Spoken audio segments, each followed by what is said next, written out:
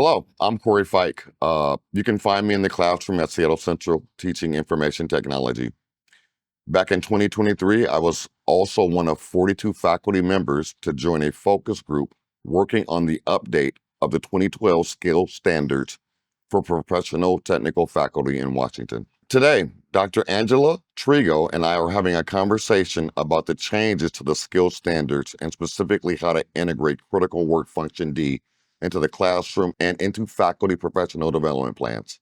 This is the final video in a series of 3. The other 2 focus on critical work functions A and B, respectively. Let's start with a brief synopsis of what's new. Angela, from your perspective, what are some of the important changes to the 2024 edition that up the relevancy factor of the skill standards for faculty?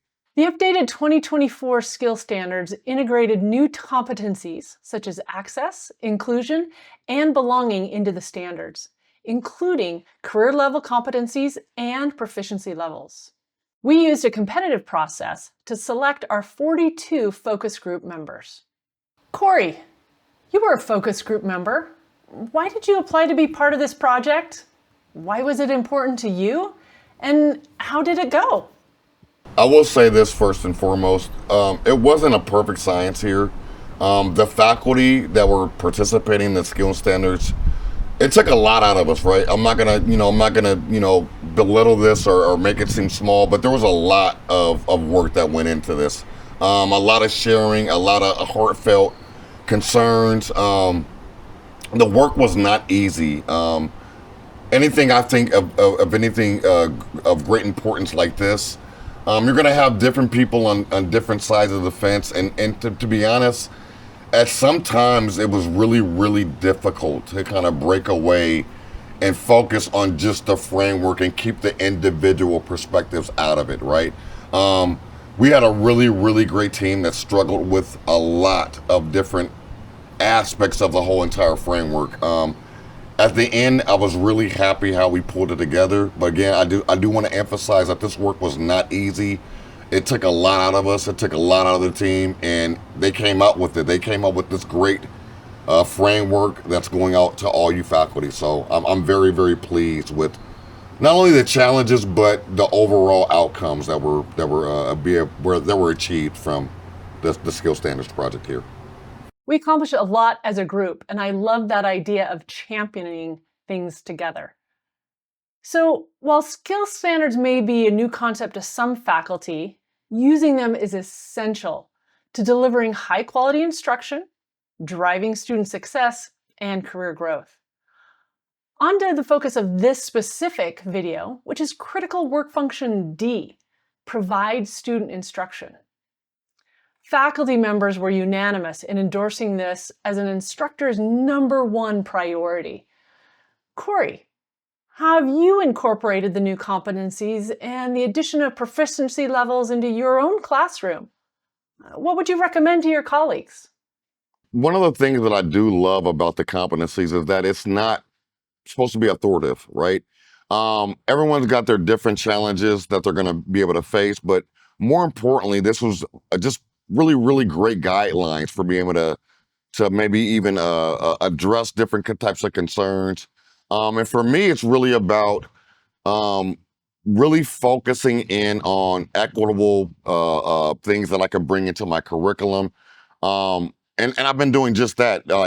Just to give you an example, understanding various cultures allows me to kind of critique and kind of, if you will, finagle my curriculum to where it's better for those masses or for those students that are coming in from different cultures or different areas throughout other countries. So for me, it's really a really great way of approaching education from those lenses as well. I deal with a lot of different foreigners coming into my classroom. I found out recently, especially doing the skill standards work here, that a little bit of research really goes a very, very long way. Some instructors, some professors, some of my colleagues may look at this and think of it a little bit differently. Me having been, doing a little bit more research, I understand that education in some cultures looks a little bit different, Meaning this, I have students that, tend to study together, they work together. And a really great example of that would be plagiarism, right? Well, in other cultures, it's not odd for multiple students to kind of work together. So ironically, they're going to have the exact same vernacular or vocabulary or how they're pushing out their assignments are going to be identical there. Having that understanding makes me a little bit more self-aware, and allows me to create an inclusive environment for those particular students. One of the best ways I accommodate is just really have really great one-on-one conversations with these students, and really kind of do my own initial assessment as far as their knowledge base. To me, that's a way better approach than, for example, just saying, "Hey, I'm just going to mark this as plagiarism. You guys all did the same work. You guys copied each other's work." But having another layer of or a way to approach this was ideal for me in being able to kind of thwart any type of concerns that would actually provide potential harm to these students. They weren't cheating. This was not plagiarism. They just happened to study together and they shared intellectual properties that they researched together. Having a really quick conversation was ideal in discovery. So. Corey, thank you for that detailed example. I think it's also really important the fact that you're bringing in this group work, because out in industry, nobody works alone. And so finding ways to work together and how to grow together is really beneficial for your students. For me, really honing in on and meeting the students where they're at is ideal for me. It's ideal for my students. It really, really works well for them. I realize that English is not some of these students' first language. So kind of critiquing my curriculum to implement more hands-on training um, allows these students to kind of grow versus just giving and throwing textbook material at them and expecting them to kind of thrive in this environment. When it comes to an assessment, those hard skills are very, very, very valuable.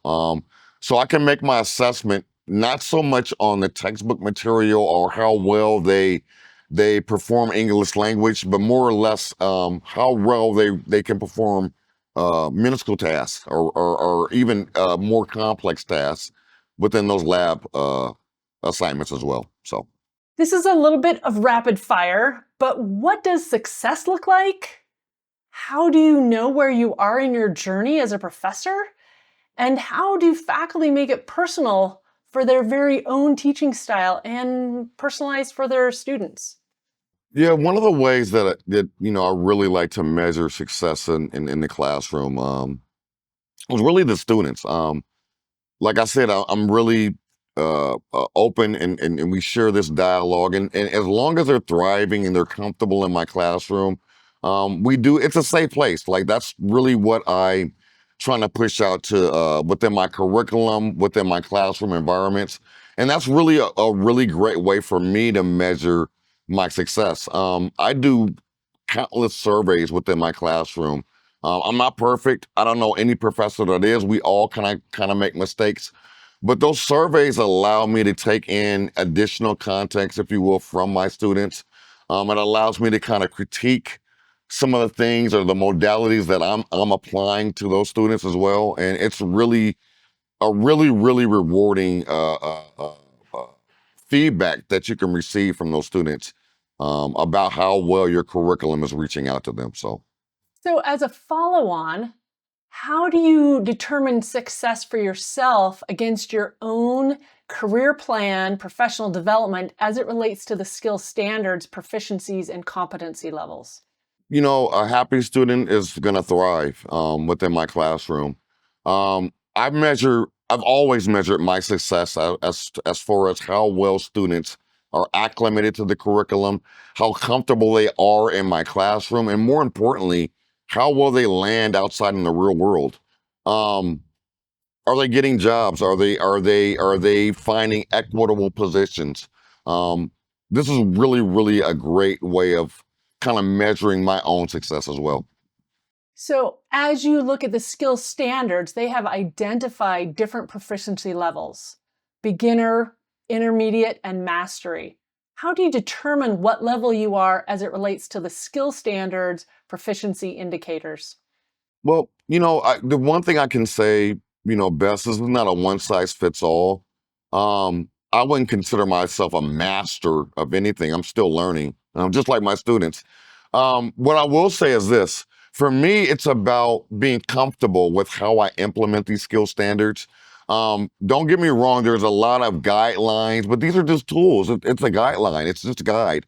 It doesn't mean that I can't deviate or I can't implement things that I'm also deeply concerned about. So for me, it's really a really great set of tools and a great set of guidelines that allow me to kind of mitigate potential issues. The skill standards was not supposed to be authoritative, meaning I need to be able to, faculty, professors, teachers, educators need to find their own pathways through this, right? These are just guides. The framework is just a really, really great tool or a really great guide to open up different perspectives. And that's exactly how I utilize it. Corey, those are excellent points, and they can be applied in the classroom and in your professional development plans. This input will definitely benefit both faculty and students alike. Thank you for sharing with us and participating in this landmark effort. Visit the website to see the Skill Standards report in its entirety. It's shown on the screen now. Want to learn more? Visit www.skillstandardswa.org for more information. Good luck to all faculty as they implement the revised skill standards, and congratulations to the students who benefit from them. Thank you.